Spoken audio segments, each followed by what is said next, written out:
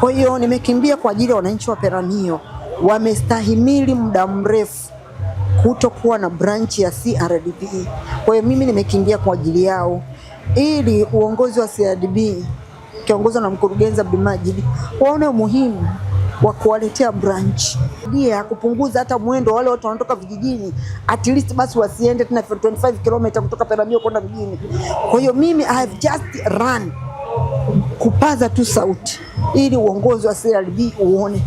Lakini namshukuru Mungu kwamba nimeweza kumaliza kilomita 42.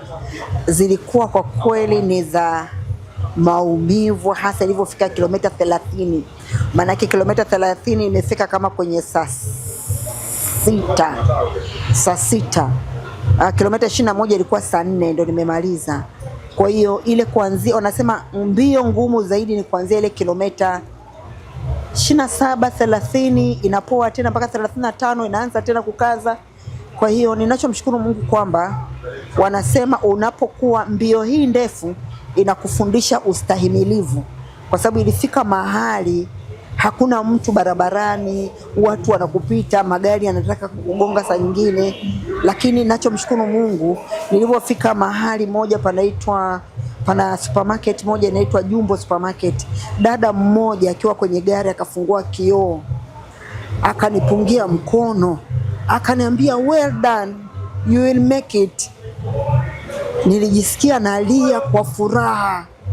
Lakini ilifika mahali pengine, kuna kijana mwingine nilikuwa nimewaza kwa ajili ya maji na kiu, maji barabarani hamna.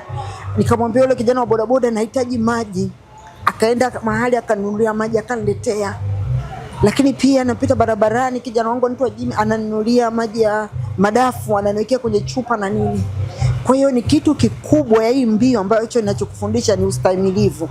Kwa hiyo nimekimbia kwa ajili ya wananchi wa Peramiho, wamestahimili muda mrefu kutokuwa na branch ya CRDB.